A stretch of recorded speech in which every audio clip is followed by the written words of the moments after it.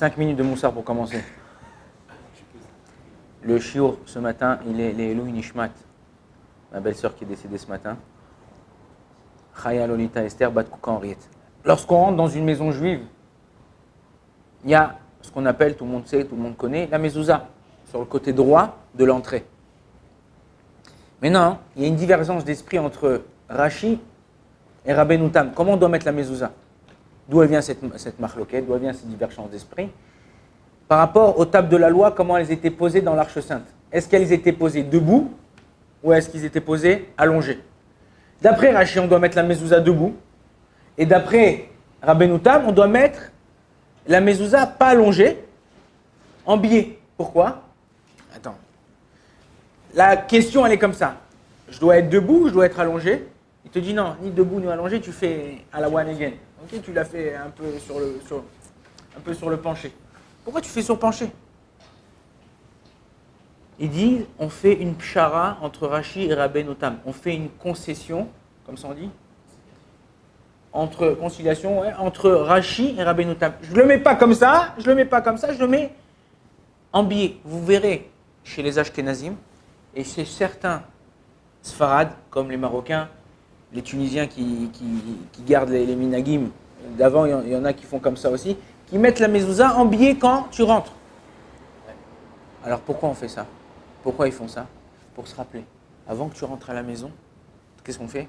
On a mitzvah d'embrasser la mezouza.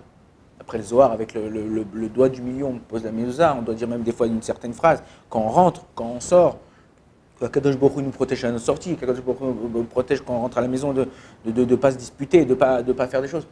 On met la main, on doit se rappeler. Je dois faire une concession, je dois faire un compromis avec la maison.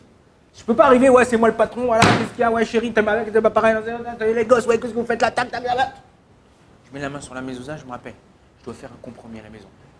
Ok? Le maître du monde, il y en a un, c'est lui. Moi, je dois me calmer.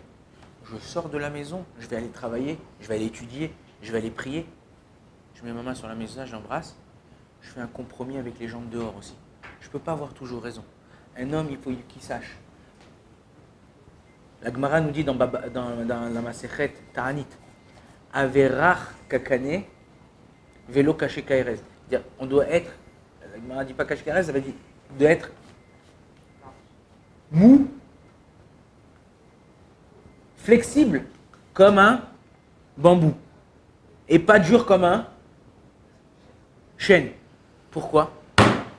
Parce que regardez, quand il y a un vent, là ça va, mais dès qu'il y a un vent fort, le chêne, lui, il est pur et dur dans la terre, bien ancré. Dès qu'il a un vent qui est très fort, il se plie pas. Ou il se déracine, ou il se casse en deux. Alors que le canet, le bambouk, ok, le bambou, les roseaux, quand il y a un vent qui est fort, étant donné qu'ils ne sont pas bien ancrés dans la terre, et qu'ils sont mous, alors qu'est-ce qui se passe? Ils ont une facilité à bouger et à se plier avec le vent. Et sinon, même si le vent il est très fort, ils ne se cassent pas en deux. Ils se plient et ils reviennent comme ils étaient. Un homme, il doit savoir. On doit savoir se plier des fois à certaines situations, à certains moments de la vie, à certaines relations avec autrui, avec les gens. Quelqu'un qui ne sait pas se plier, eh ben, chas v'shalom. Un jour ou l'autre, il trouvera plus fort que lui, qu'il cassera en deux. Donc nous, on doit apprendre à essayer de faire un compromis avec les gens qui nous entendent, un compromis avec les gens qui sont proches de nous, essayer de comprendre, essayer d'écouter ce que les gens ils nous disent. Si on n'écoute pas ce que les gens ils nous disent, on ne peut rien comprendre. Je vous avais dit que j'ai lu peut-être je l'ai dit hier, le fait d'avoir lu un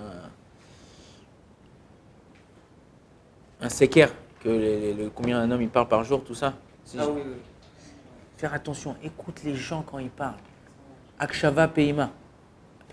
Akshava Peila, c'est quoi? C'est d'apprendre à écouter les gens sans parler ou en acquiesçant ce qu'ils te disent. Des fois, une personne, tu ne l'aides pas, mais le fait que tu l'as écouté, tu lui as réglé la moitié de ses problèmes. À nous faire des compromis avec les gens. Ah, ça me saoule. Hier soir, j'étais fatigué. Je voulais aller dormir. J'en pouvais plus. Il y a quelqu'un qui m'a appelé. Pas pour que je lui donne une réponse, pas pour que je lui conseille quelque chose. La personne ne se sentait pas bien, elle avait envie de parler. 45 minutes. j'ai écouté. Ouais, d'accord. À la fin, elle m'a remercié, merci. J'ai rien fait. J'ai peut-être dit 2 mots dans la conversation. Et là, quand tu écoutes quelqu'un et il sait que tu es avec lui et tu fais pas autre chose quand tu es là, tu n'es pas avec ton truc, tu n'es pas avec machin, tu regardes pas je sais pas quoi, il sait que tu es avec lui, ça se ressent. Personne qui ressent, il sera reconnaissant vis-à-vis de toi. Donc à nous d'être là, de faire attention, de faire des compromis avec chacun. Baruch Adonai l'olam, amen, amen.